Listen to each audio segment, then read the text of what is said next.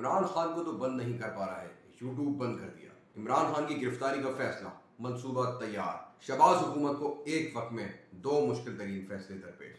अस्सलाम वालेकुम, उम्मीद है आप सब खैरियत से होंगे। अच्छा भाई, आज की ब्रेकिंग न्यूज ये है कि हुकूमत ने इमरान खान को गिरफ्तार करने का मंसूबा फाइनल कर लिया है।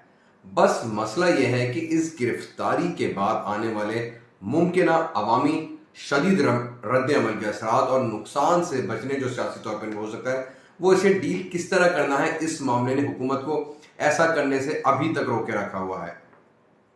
इसलिए गुज़िश्ता कई रोज से इमरान खान के खिलाफ मुख्तलिफ मुकदमात और इनकी तकरीर पर बगावत पर उकसाने का माहौल बनाकर इनकी गिरफ्तारी का जवाब पैदा किया जा रहा है।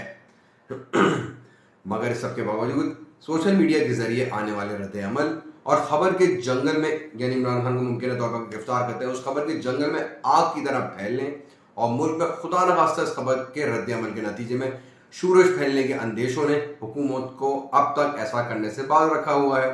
वरना शहबाज की गिरफ्तारी और इनके बयान के बाद इमरान खान की तकरीर को प्रोपेगेंडे का नाम देकर कब का इन्हें गिरफ्तार किया जा चुका होता, और अब तो उनके फैसलाबाद जलसे के बयान को बुनियाद बनाकर जो शोर बर्पा किया जा चुका है, इसके बाद भी ऐसा करने की पूरी तैयारी की जा चुकी थी। लेकिन इसके बाद क्या हुआ, इस सवाल ने हुकूमत को मुश्किल में डाल रखा है और आज इसका अमली मुजाहरा आप सबने भी देख लिया। जब अब से कुछ देर पहले पिशावर जलसे में इमरान खान के खिताब के दौरान हुकूमत ने मुल्क भर में पहले इंटरनेट में रखना डाला, इंटरनेट की स्पीड मुतासर की, जिससे मसाइल पैदा हुए। फिर यूट्यूब को ही मुकम्मल तौर पर बंद कर दिया गया। मगर सवाल यह है, क्या ऐसा करने से कुछ हासिल हो जाएगा? इनसे पहले भी ना मईशत संभल रही है, ना इनसे हुकूमत चल रही है और अवाम इनके फैसलों से पहले ही तंग आ चुके हैं। अब अगर ऐसे में अवामी गम, गुस्से और गैज़ो गज़ब के आगे ये किसी भी तरह की उसकी आग में तेल डालते हैं, तो अवाम के अंदर जो गम, गुस्सा और बेचैनी भरी पड़ी है, उसके निकलने का शदीद खदशा मौजूद है, जो इन्हें पता है कि वो इनकी हुकूमत को भी निकल सकता है।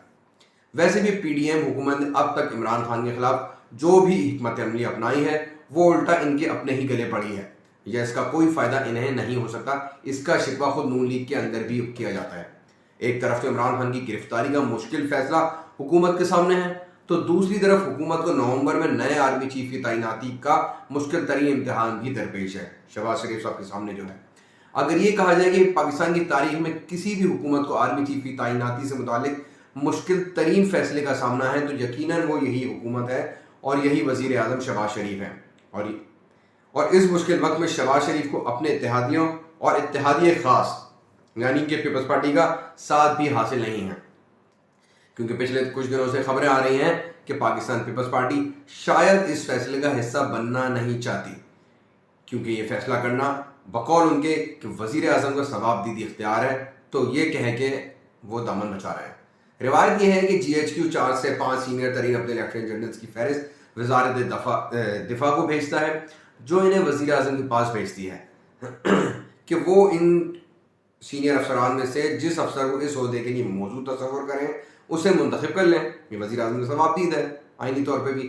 मगर माजी और ख़ास तौर पर इस हवाले से नून लीग के माजी की बात करें, तो शहबाज शरीफ के बड़े भाई यानी मियाँ नवाज शरीफ 3 अदवार में अपने मुख्तलिफ 3 अदवार में 5 आर्मी चीफ्स की तैनाती कर चुके हैं। मगर हर बार नवाज शरीफ को अफसरान के तकर्रुर पर एक तो तनकीद का सामना करना पड़ा पहले, और बाद में इत्तेफाक से इन अफसरान में से किसी का भी तकर्रुर इनके लिए अच्छा नहीं रहा, यानी उन्होंने अपनी पसंदीदगी की बुनियाद पर तैनातियाँ की, ये मसाइल हुए। अब 29 नवंबर को जनरल कमर जावेद बाजवा की रिटायरमेंट के वक्त 6 सीनियर लेफ्टिनेंट जनरल में से 4 ही एक ही बैच से ताल्लुक रखते हैं, जो उसमें है रैंकिंग में। अब इनमें से चीफ ऑफ आर्मी स्टाफ और chairman joint chief of staff committee का इंतखाब किया जा रहा है। सीनियरिटी के लिहाज से बात करें तो पहले नंबर पर लेफ्टिनेंट जनरल आसिम मुनीर अहमद हैं, लेकिन वो 27 नवंबर 2002 को रिटायर हो जाएंगे, लिहाजा इनकी तैनाती का इम्कान काफ़ी कम है। सीनियरिटी में दूसरे नंबर पर core commander Rawalpindi lieutenant general Sahir Shamshad हैं। तीसरे नंबर पर लेफ्टिनेंट जनरल अजहर अब्बास, जो इस वक्त चीफ ऑफ जनरल स्टाफ तैनात हैं। चौथे नंबर पर लेफ्टिनेंट जनरल नुमान महमूद मौजूद हैं, जो पहले कोर कमांडर पेशावर भी तैनात थे, और हाल ही में इनको नेशनल डिफेंस यूनिवर्सिटी में सदर के ओहदे पर तरक्की देकर तैनात किया गया है। 5वें नंबर पर हैं core commander Bahawalpur lieutenant general Faiz Hamid साहब। 6ठे नंबर पर लेफ्टिनेंट जनरल मोहम्मद आमिर हैं, जो इस वक्त कोर कमांडर गुजरांवाला तैनात हैं।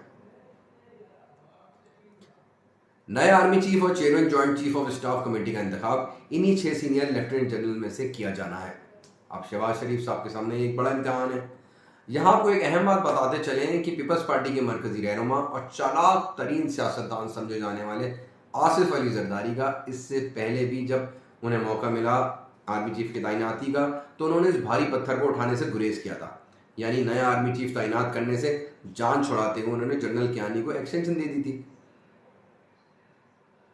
फिर इमरान खान को जब नया आर्मी चीफ मुकर्रर करने का नाजुक तरीन और मुश्किल इम्तिहान दरपेश आया, तो वो भी जरदारी के नक्शे कदम पे चले, उनके पेशवा साबित हुए। उन्होंने जनरल बाजवा को एक्सटेंशन देकर इस मामले से आसानी से निकलने में ही आफियत समझी।